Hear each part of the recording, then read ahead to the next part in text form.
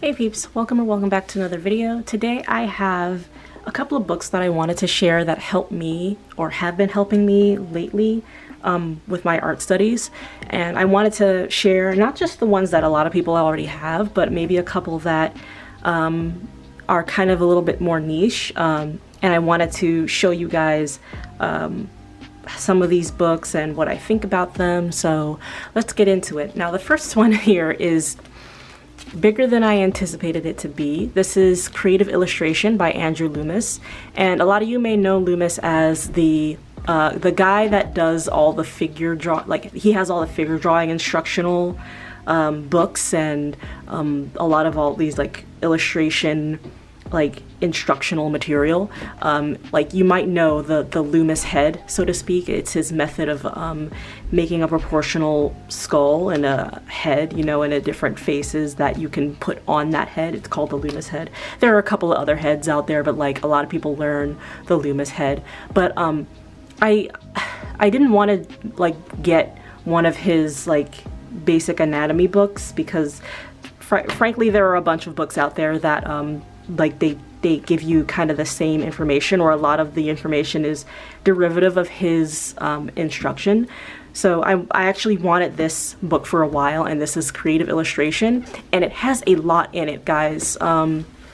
It's become a fast favorite of mine, and I know that I can probably get this in a PDF form online, or I can get this like you could probably find this somewhere to download, but I honestly like having print copies because I don't always want to look at a screen, and I do like being able to go back and refer to things, kind of like highlight things, bookmark them. There are so much, it's chock full of material. You can see like the way things are proportioned. Composition is a big thing that I've been studying lately. Camera levels and horizon lines are things that I have always had difficulty with, and Loomis explains a lot of this in this book because it's called Creative Illustration, and he also has like some timely advice on being a working illustrator, which may or may not be helpful for today, but a lot of the stuff that he said does still apply to being a working illustrator. And in here he has a lot of like different types of like illustrations, like or methods, and he's got different elements of illustration, like telling a story, color, tone. So magazine ads, which sadly we don't really have too much illustration in magazines anymore. Covers and jackets. I believe he has a small section on like maybe animation, but I forget. But yeah, there's a lot of stuff in here. Here's his whole color section, right? And it's a small section, but he's kind of giving you the rundown of different tonal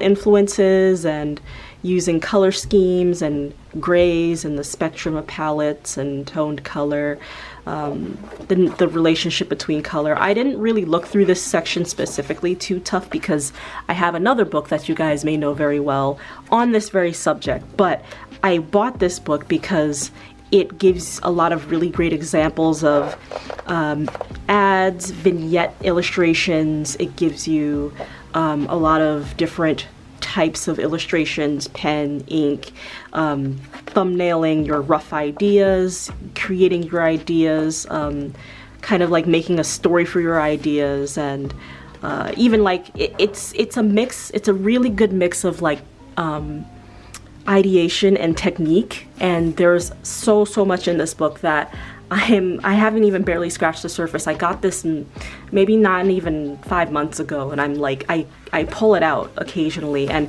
this part right here, I'm not going in order when I use these books. I don't necessarily go in order. These are reference books, so if I need something from a certain book, I pull it out and I reference that specific section, and then I study it, and then I put it back.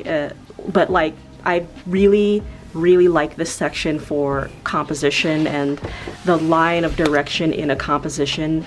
This really helped me out a whole lot, and I ended up really just doing different exercises. I think I have in my sketchbook tour those exercises, my last sketchbook tour, but I do like to study. I know this like looks like a lot of lines that are kind of strewn about, but there's like kind of a method to it that I think I should be studying a little bit more closely, especially as a comic artist. Composition is really, really important because you don't just have one illustration, you have several on one page, and not all of it has to be like the perfect composition, but a lot of the whole page needs to be it needs to flow compositionally, it needs to make sense. So I find this is very, very helpful, even though I do comics mostly.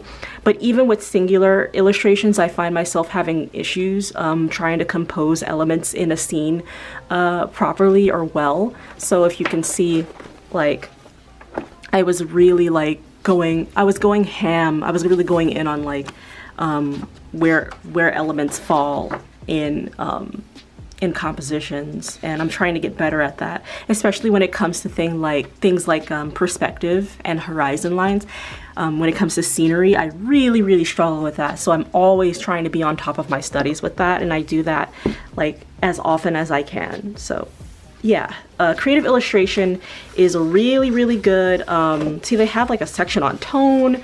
Like, I think that tone is really important, but like, anyway, I was saying, like, this is it's a wealth of knowledge that you can keep coming back to, because you're never done studying, right? You can become a master, but you're never done, right? Like, unless you're comfortable with like drawing like how you are, unless you want to keep improving, like, you're never finished ever. It's like, art is a lifelong practice, you know. It's almost a lifestyle, but I don't like calling things lifestyle nowadays because that's a little weird, but like it is a lifestyle, and it's a lifelong study and practice that I really think that if you can find tools like this, they'll be instrumental in your journey. The next book that I really want to talk about is Framed Ink. Classic, right? I have another one of his books. It's Framed Perspective. I recently moved my art books to a bookshelf right next to my art desk, so I can just kind of peek over and see what I have. But yeah, I have Framed Ink here for drawing composition for visual storytellers, and this is a very useful, the book is by Marcos Mateo Mestre, and I hope I'm pronouncing that right, but this is a very, very instrumental, like, book. I've had this book for years and years and years, and I do like to practice composition in this way with the blacks and the grays and the whites, and like just trying to compose shots with a certain direction, and trying to, like, you know, emphasize certain elements in the shot. Again, composition is something that I'm always studying, so whenever I find a really good resource on it, I stick with it and I study it over and over and over again to get better at it. But what I really like about this book is that it focuses on like strictly composition, and like elements like big, medium, small, and like conceal and reveal, and landscape as character, and points of view, and perspectives, and like shots that are done in the day and the night, you know, things like that. I really love like the direction of your art, like your composition is very important. Where you want to lead the eye, where things are placed in a scene is very important, especially when you're drawing comics. You need that to be consistent. You can't just have characters flipping all over the place across the page, or else you're gonna confuse your reader, right? So this is a really good book that I really highly recommend.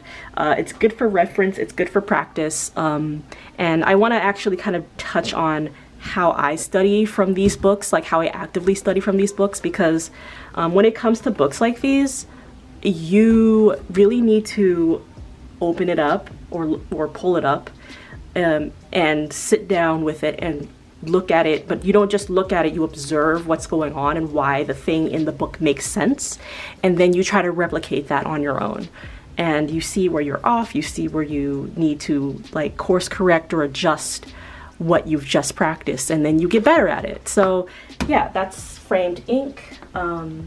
Next up is the classic, the one and only, you know him, I know him, James Gurney's Color and Light. Honestly, this is actually my partner's book. He got it as a gift, but I use it a whole lot. I absolutely love color. A lot of people tell me that color is my strong suit when it comes to art, but there's no sense in not studying it and why I choose the colors that I choose and why things make sense. Now, James Gurney is known for Dinotopia and a lot of other projects as well, but he's very active in the art instructional community, where he has a YouTube channel if you guys want to actually check it out. He does a lot of plein air, but he's actually also really good at like explaining his process and what he sees and how he translates that from what he sees to the page. And a lot of his videos are just phenomenally informative, and I will sit down and watch him paint. I could just sit down and watch him paint for hours. He has a lot of really good courses too, like on Gumroad. You could just like get some of his courses, and a lot of this he works in gouache actually, or oil. Oil and gouache I've seen him work with, but he's very, very good at getting those depths of color and getting them to harmonize and work together.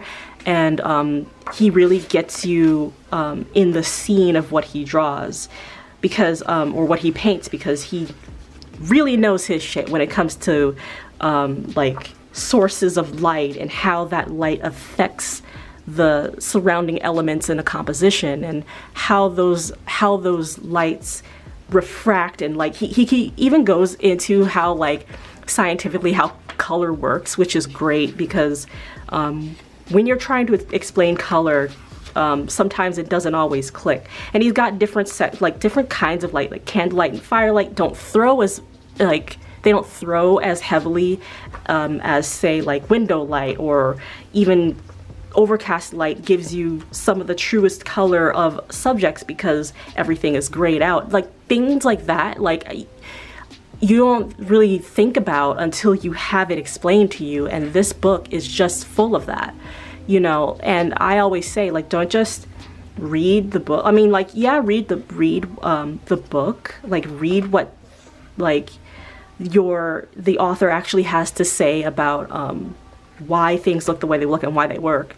But also, after you read it, let it soak in. I highly suggest actually pulling out like a piece of paper or a sketchbook and trying it for yourself and seeing those relationships between colors and seeing how they work, because there is a method to everything in this book, and there's a method to why things work the way that they do. And once you learn it, it will never fail you. And that's what I've been finding a lot. And when it comes to color, personally, a lot of people say that I have like a natural inclination to color and that I'm just really good at it, but I do find myself weak in some spots, or some things can always be improved on. So when I choose colors, I kind of have to look back and say, well, why did this work? Why did these two colors work? Why did I choose this lighting? And once I get a better understanding of why things work, I can better utilize it than I did previously. Like, yeah, the last piece was really good and like the colors were like really nice, but why did they work, and how can I do it on purpose next time maybe? So Color and Light, highly recommend, 10 out of 10. I come back to this book a lot.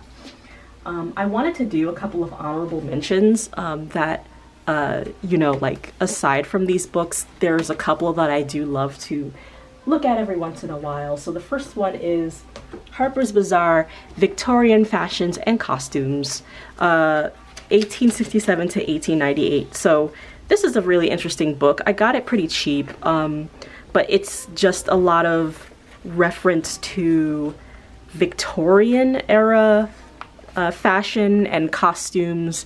It's mostly rich people, but you can see like a lot of this is engraving from like maybe magazines and illustrations and books and things like that.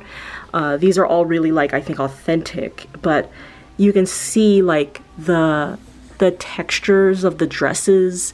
You can see the types of wear that they wore. This is mostly women's wear. mostly women's wear, so it's mostly dresses, and you get to see like different textures of things and illustrations of like the way things were made, and I really like that.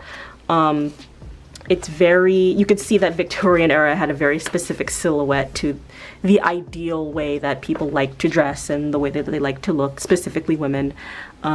There's a section in here on morning wear too, which is very interesting. They have like chairs here sometimes, and little accessories for, and even like the way corsets and garments that go under the dress work.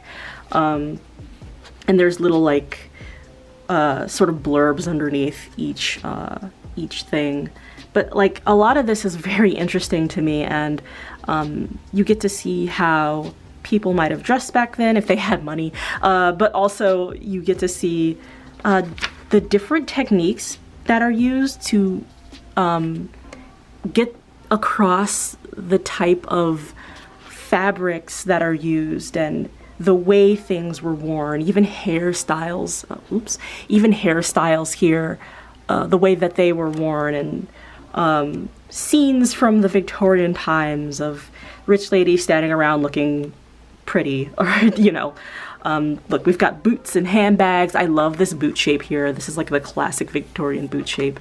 We've got little bags and socks and stockings and you know, like things like that that I like to refer to for clothing. Clothing is a big thing that I really do like to emphasize when it comes to, or I'm trying to do that more with my comic, is like outfits that people wear. And not all of this will be in my comic, obviously, but it's good to reference the types of fabrics that I could use. I love a good brocade fabric. I love that stuff. And just seeing how I can replicate that and some of the silhouettes, not all of them, but some of the silhouettes that are found in these eras. And look at this crazy shoulder. Like, who wouldn't want the leg of mutton sleeve? But yeah, that's this is a very interesting book. It's relatively cheap, but I really highly recommend this book if you like this kind of thing, if you want to reference this kind of era in clothing. Like I said, I won't be using everything from this book, but it's really good to look at how things are drawn, because sometimes when you look up real life fabrics, even though that's great, like sometimes you're like, oh well, how can I apply a technique of drawing this kind of fabric or this kind of pattern? Speaking of patterns, the other honorable mention I want to put out there is Fantastic Ornament, 110 Designs and Motifs. Now, I love ornamentation and filigree around stuff, and I'm trying to get better at doing that, but this book has a lot of really great reference to different drawings of like fantastic creatures and animals and floral like curlicues and scrolls and monsters, and like we've got like brackets for like the molding of doors and borders for like columns, and I just find this kind of thing really freaking cool.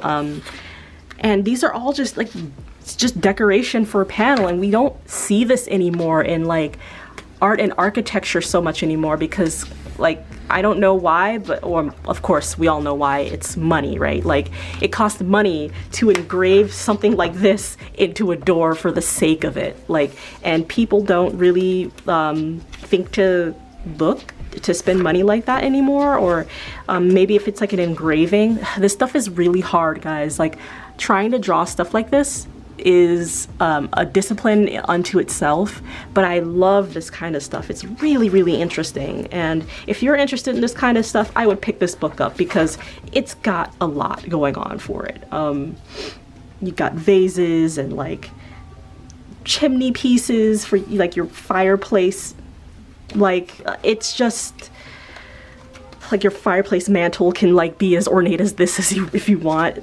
But I love this kind of thing because this is the kind of stuff that I would want to put in my comic a little bit more. Maybe not to the degree of detail for this, but I do like to be able to say, okay, well, I can draw something like that. I can draw that pattern, you know, or on the side, just as a treat, you know. So yeah, I really do recommend a book like this if you like to look at or reference fantastical ornamentation. And the other honorable mentions I actually want to, this is not even all of them that I have, but the Morpho books. These are really good books for referencing for anatomy.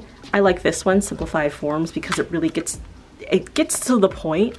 You can kind of take this anywhere and like practice and study from it, but and you can lay them flat, which is great. These are like small books, but they're really great references for different kinds of things. There's one out for clothing, there's one out for animals, there's one out for body fat. Like there's different books in this series that I highly recommend, and the explanations are very brief, but they're very good.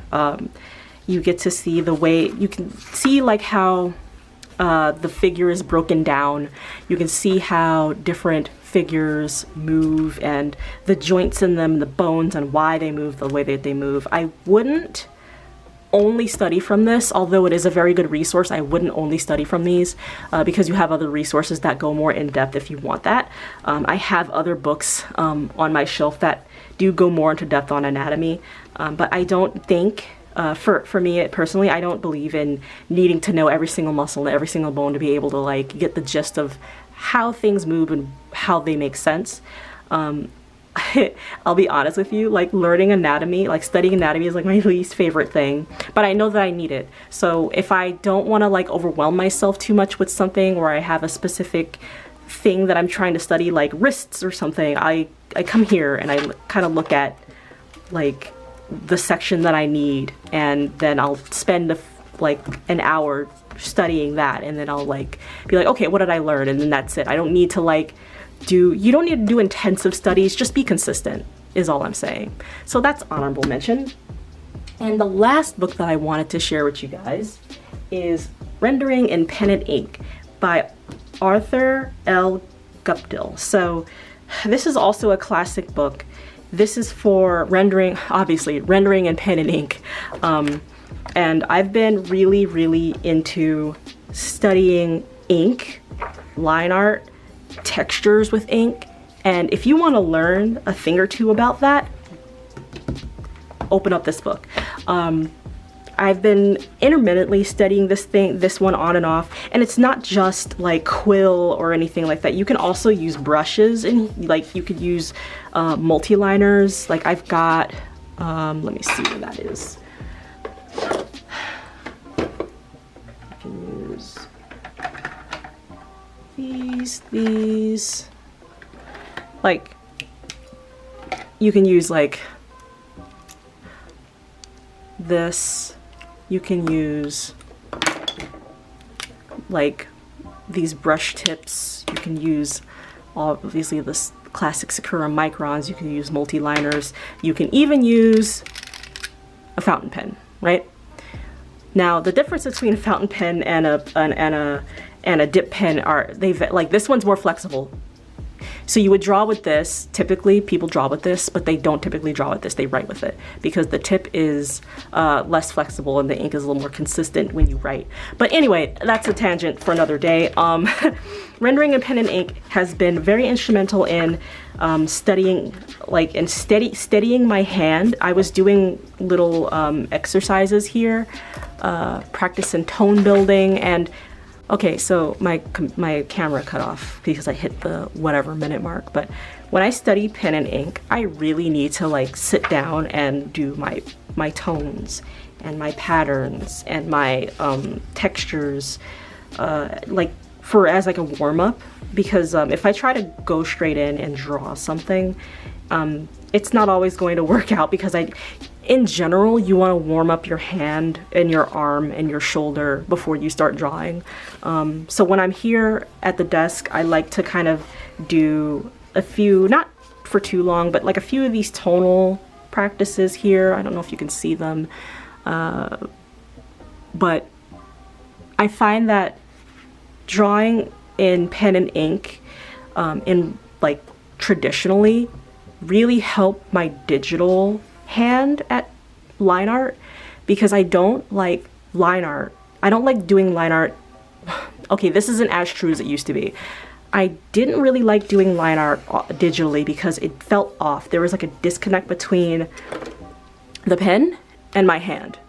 And it's really hard to replicate that feel when I'm doing this with Micron or even a dip pen, even though this is a learning curve. I still struggle with the dip pen and I'm still learning it, but everything that I learn traditionally, I can translate digitally typically. So it's gotten easier for me to draw line art digitally just by doing exercises traditionally. So it really is instrumental. It really does help. I also am practicing restraint when it comes to line. So I don't need to, I can break the line for better texture and more dimension. I don't need to draw every little detail. I can infer things. Inferring detail has been so helpful for me. Instead of putting in every little line where it needs to go, I just imply detail. I imply texture, I imply dimension, and like, it'll tell you to do that in this book. You don't have to draw every little detail. Just imply the shadow and then you have dimension. Just imply texture, then you have like what you need for like bricks and trees and grass, you know. This is a very, very good book. It is very, very wordy. The text is very tiny, so I find it a little bit harder to focus on. I focus on reading while I study, but if I'm studying something real deep in this book, I just take a section of it and I'll draw and then I'll move on. Like, this is like a back and forth thing. It's not just a only read or only draw. It's like a cycle. So yeah, I really do recommend this book if you're looking to get better at rendering in pen and ink.